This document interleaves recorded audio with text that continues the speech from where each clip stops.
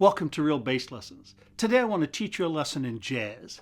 Specifically, we want to learn some jazz language in our bass lines.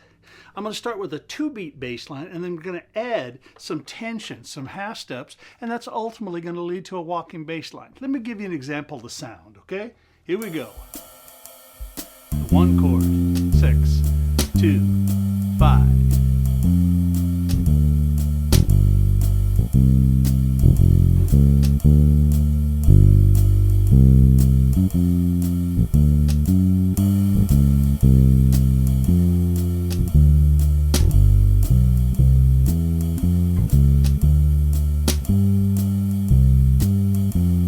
Cool. Most of you got that sound in your ear. Sure, you recognize it. Now, what I want to teach you specifically is how to practice to get this stuff as part, inside you, so that when we actually play, you can use it. See, jazz is not random. It's not just casual. No, the things have to be worked out so that on the spur of the moment, you're not going, "Oh my God, what do I do?" No, you're playing things that you know sound good, that fit. But we have to work on them so much that we don't, then our brain isn't preoccupied with here's what I do, here's what I do. No, our brain is listening to the music, but our hands and our internal muscle memory can function on its own. Our ear just tells it what to do. Got the idea? You bet. That's a big misconception some people think about jazz. They think, I don't just want to learn a transcribed solo and sound like somebody else. To start with, that's not a bad idea. Then they go, yeah, but I just sort of whack around and it doesn't seem to get any better. Well, that's because you've got to work on the language and internalize it. So that chord progression, 1, 6, 2, 5, is a common jazz chord progression. And again, let's play it with half notes, 1, 2, 2 beat. Then I want to approach each one of these roots by a half step above, but not all at once, like this. Half step root, root, root. Next one by half step. One more time on that. Next chord by a half step.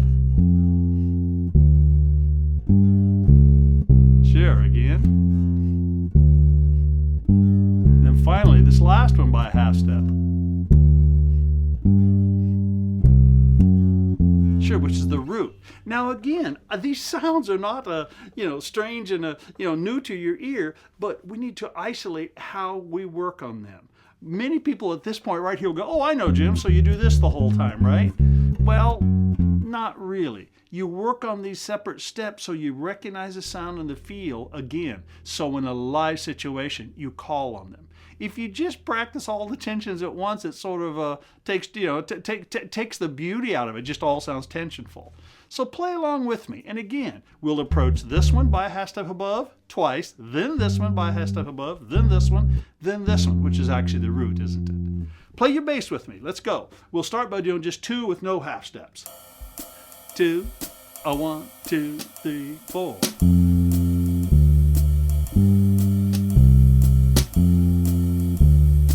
Good, we'll add our first half step. Here comes.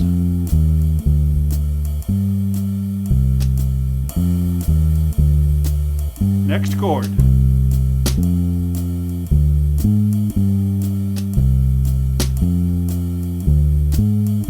Next chord.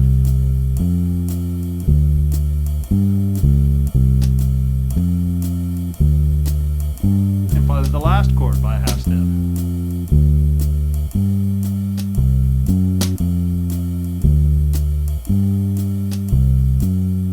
Cool. Now let's do it with a half step below. Same pattern. 1, 2, without half steps.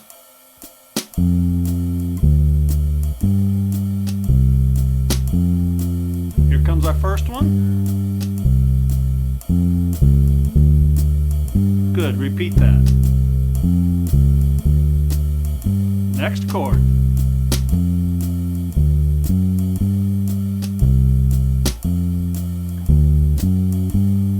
Next chord.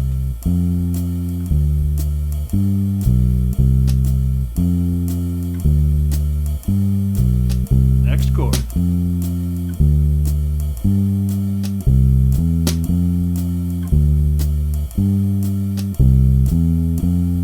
Excellent. Got the idea? Now let's do it again, and we'll do it exactly the same way, but we'll do them all in a row. 2 with no half steps, then half step below. Isolate on each chord.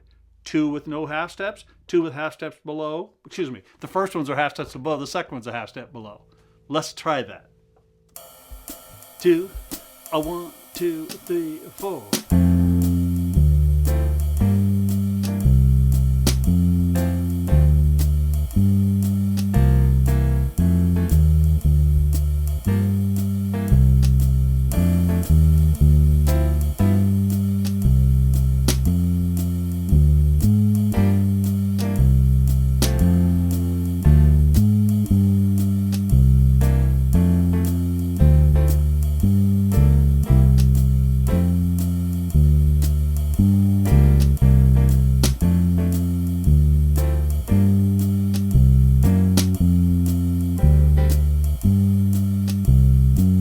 Steps.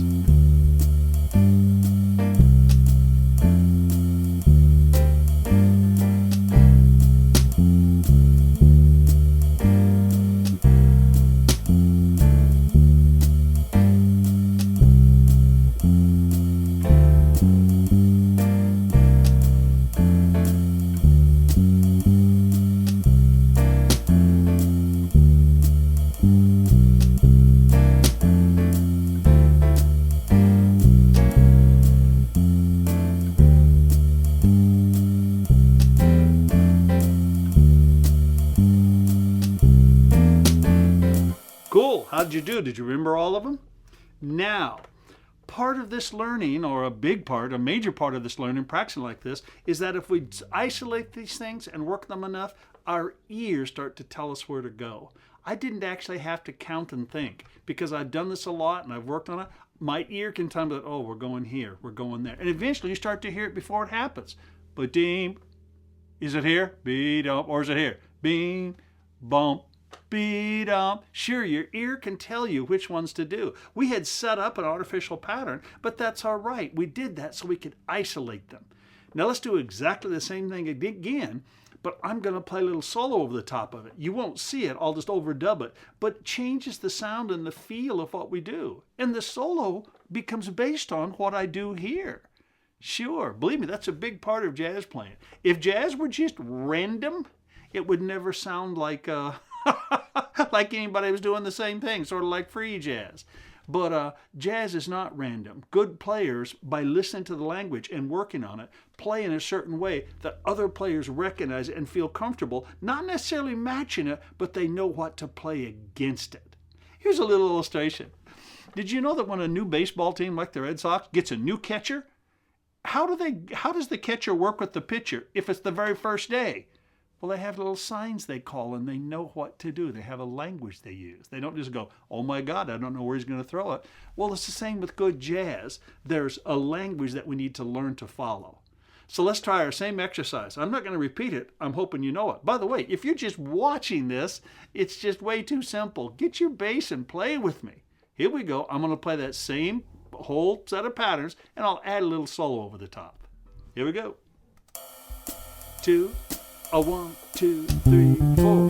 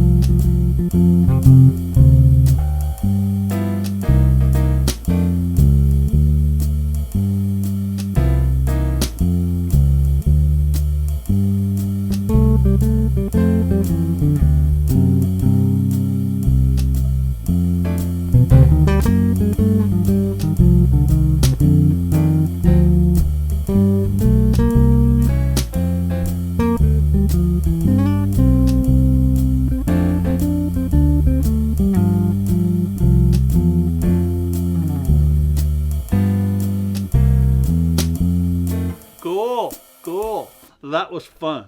Now again, this I don't know if this just seems simplistic, but if you'll play your bass along with me, I assure you, you'll start to feel like how this starts to create a phrasing in your ear and in your expectation. By the way, one simple little thing. Did you notice that I shifted my hand position each time we started playing those half steps below? Why? Well, I didn't have to shift if I were doing that. If I were playing like this, I couldn't reach that. So I simply play one finger per fret, and I know when I'm gonna play above and when I'm gonna play below.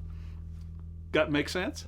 Good. Let's do it again. Exactly the same thing. I'll play a little stuff over the top, but you get the pattern rock solid with me. By the way, if you're going, Jim, I just missed that pattern, we'll go back to the very beginning of this and listen to it and learn it. Okay? Here we go. 2, 1, 2, 3, 4.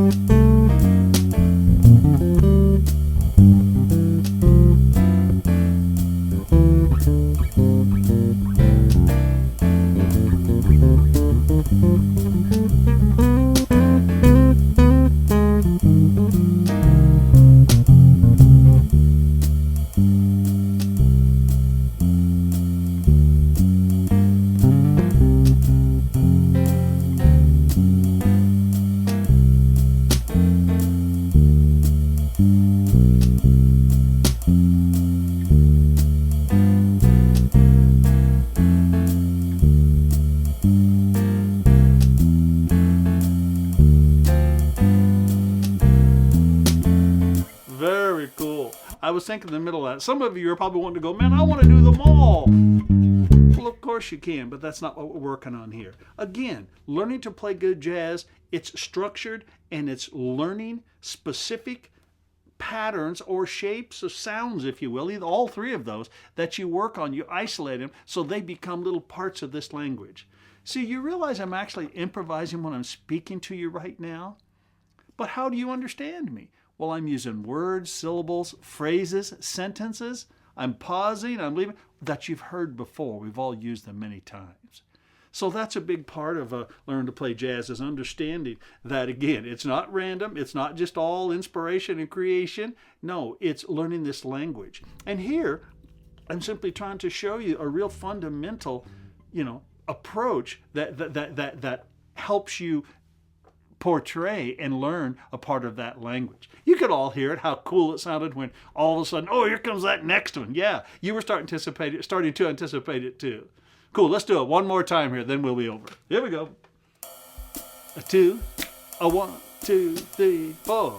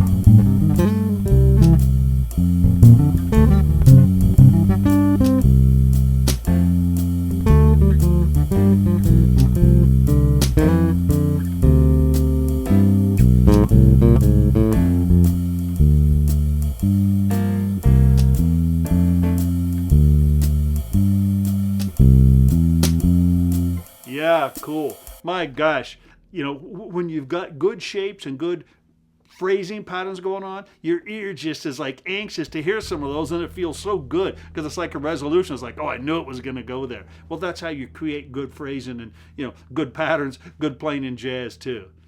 Man, get into this, repeat this a ton till it's just second nature. I hope, again, you can appreciate all things that are, physically easy to do. That doesn't make them dumb and simple. Something doesn't have to be physically complicated to be an extremely important part of your playing. And this tension resolution, this creating phrasing, is a major part of good jazz playing. Fire it up.